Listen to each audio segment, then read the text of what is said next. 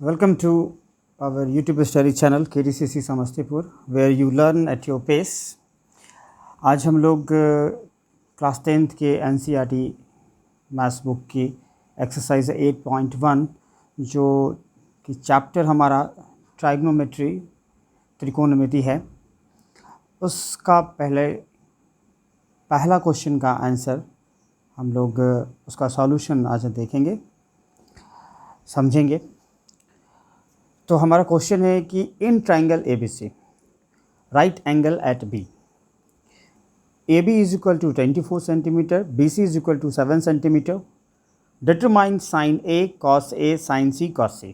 सबसे पहले तो मैं आपको ये बताना चाहूँगा कि ये जो चैप्टर की जो शुरुआत है वो हमारे कुछ फार्मूले पर, ट्रिग्नोमेट्री के कुछ फार्मूले पर बेस्ड होती है, और वो फार्मूला जो हमारे पास होता है वो कुछ ऐसा होता है हमारे पास। हम sine theta is equal to P by H, cos theta B by H, tan theta P by B, ये फार्मूला। और उसके बाद एक पाइथागोरस का एक अपना एक अलग फार्मूला होता है, जो होता है हमारे पास किसी भी राइट एंगल ट्राइंगल से उसकी चर्चा होती है। ABC अगर ट्राइंगल हो हमारे पास, तो ये साइड 90 डिग्री के ठीक सामने वाला साइड हाइपोटेन्यूज होता है। कोई एक मेरा perpendicular rest of two sides में AB और BC, यहाँ रेस्ट ऑफ साइड्स में कोई एक मेरे बेस होते हैं, B फॉर बेस, और एक मेरा कोई परपेंडिकुलर होता है, और इसके बीच एक रिलेशन होती है H square equal to P square plus B square. Mainly ये फार्मूले हैं जिन पर हमारा काम होता है। साइन का रेसिप्रोकल हो जाता है कॉसेक थीटा, जिसे हम इसका रेसिप्रोकल कहें तो H बाई P लिखेंगे।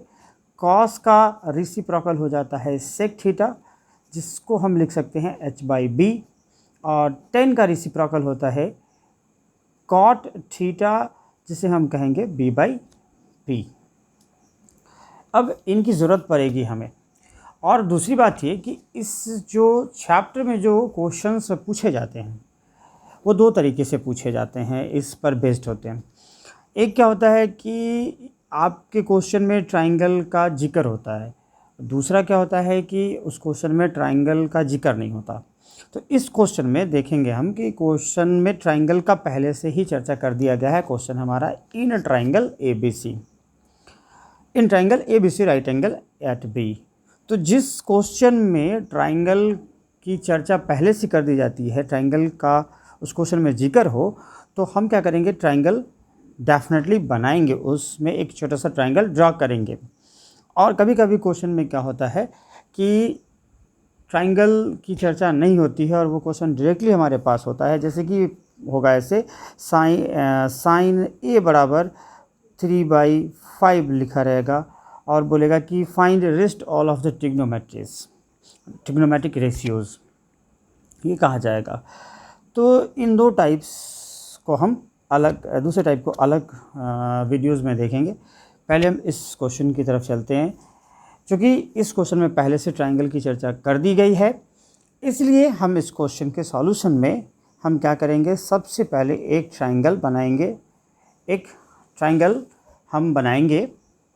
जो ट्राइंगल होगा ABC, क्लियरली यहाँ पे B मैंने जो लिया है वो राइट एंगल पे लिया, कि क्वेश्चन ने क्लियरली कहा था कि राइट एंगल एट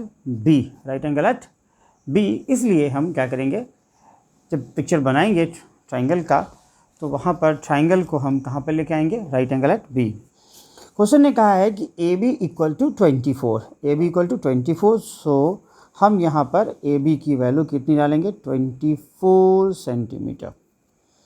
फिर BC कहा गया है इस क्वेश्चन में 7 सेंटीमीटर, तो हम यहाँ पर BC की जगह पर रख देंगे 7 सेंटीमीटर। और हमारे पास अब क्या बच गया, ये हाइपोटेन्यूज बच गई, जिसकी वैल्यू हमें फाइंड आउट करनी है। तो हमने जस्ट अभी पाइथागोरस थ्योरम से देखा।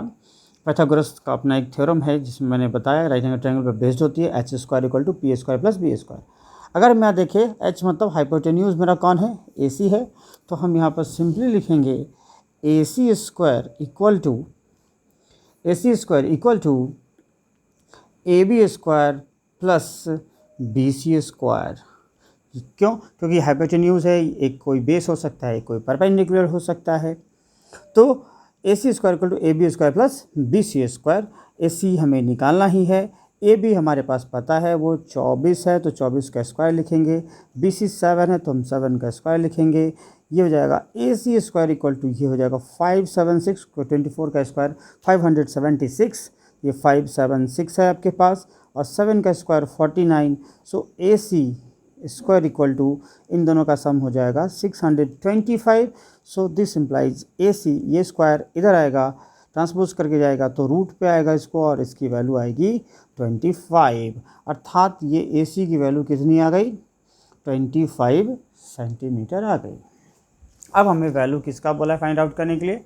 तो साइन ए, ध्यान दीजिएगा, हमें निकालना है साइन ए। तो हम क्या करेंगे, यहाँ से साइन ए बराबर हम लिखेंगे, साइन ए का मतलब ये ए मतलब ये यहाँ पर हम अगर देखें इस ट्राइंगल को देखें तो इस एंगल की बात हो रही है, और इस एंगल के लिए जो परपेंडिकुलर की बात आती है, हम परपेंडिकुलर और बेस का डिसीजन लेते हैं। तो जिस एंगल की चर्चा होगी आप उसके सामने से एक एरो लगाओ और वही दूर वाला क्या होगा?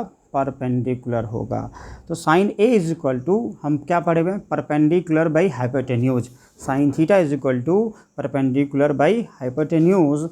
तो अब इसके लिए परपेंडिकुलर कौन हो जाएगा? बी सी हो जाएगा, इसलिए हम साइन ए इक्वल टू लिखेंगे बी सी। अब बाई हाइपोटेन्यूज कितना लिखेंगे? ए सी। जो ओवरऑल अगर वैल्यू देखें तो बी सी की वैल्यू 7 और ए सी की वैल्यू 25। इस तरीके से हमें पूछा गया है कॉस ए की वैल्यू। कॉस ए, तो कॉस ए के लिए दूर वाला, जिस एंगल की चर्चा कर दी गई उससे दूर वाला जो होगा वो क्या होगा? परपेंडिकुलर होगा, और उसके साथ जो होगा वो बेस होगा। ये मेरा उस समय बेस हो जाएगा। और हाइपोटेन्यूज हमारा रिजिड होता है, वो कभी नहीं बदलता। हाइपोटेन्यूज हमारा ये पार्ट होगा, है ना, जो 90 डिग्री के ठीक सामने वाला साइड हमेशा वो कभी नहीं बदलता, अपनी पोजीशंस को नहीं बदलता है ना। तो अब यहाँ पे कॉस ए पूछा गया है, तो अब इसके लिए देखा जाए तो बेस कौन है हमारा? ये ए बी हो जाएगा, है ना। तो कॉस ए, बेस हमारा ए बी, तो यहाँ पे हम ए बी, अब बाई फिर से हाइपोटेन्यूज रिजिड होता है, वो बदलता नहीं, तो ए सी लिखेंगे, जो कि वैल्यू हो जाएगी हमारी 24, क्योंकि ये कितना है हमारे पास? 24 है। 24 अब बाई कितना लिखेंगे आप? 25 लिखेंगे, है ना। नेक्स्ट क्वेश्चन इसी में हमारे पास था, इस तरह से है साइन सी, ये वैल्यू लिखनी है हमें क्या लिखनी है अब? साइन सी की वैल्यू लिखनी है, साइन सी की वैल्यू। अब अगर हम देखें इस ट्राइंगल में, देखें गौर से, तो हमें इस एंगल की चर्चा कर दी गई, क्योंकि साइन के साथ कौन आ चुका है? सी आ चुका है। साइन के साथ हमारे पास सी आया है, तो इस हिसाब से अगर हम देखें तो हमें इस एंगल की चर्चा करनी है। अब इसके हिसाब से परपेंडिकुलर कौन होगा? तो इसके हिसाब से देखिए, मैंने जस्ट बोला ना कि उससे आप दूर वाले साइड की तरफ तीर खींचें, वही मेरा परपेंडिकुलर होगा। तो ये मेरा परपेंडिकुलर यहाँ पे कौन होगा? ए बी होगा, और हाइपोटेन्यूज रिजिड होता है, वो बदलता नहीं। तो ए बी बाई क्या लिखोगे आप? ए बी बाई ए सी लिखोगे। तो इस हिसाब से अगर देखो तो ए बी 24 और ए सी 25 हो जाएगा। इस तरीके से अगर आप कॉस सी की वैल्यू देखो, इसी में कॉस सी की वैल्यू देखो, तो कॉस सी इसके हिसाब से बेस कौन हो जाएगा? देखिए इस हिसाब से बेस देखा जाए तो बी सी हो जाएगा। तो आप लिखोगे B C by A C, B C by A C, क्योंकि बी सी बेस और हाइपोटेन्यूज ये जो 7/25 के इक्वल हो जाएगा। That's all.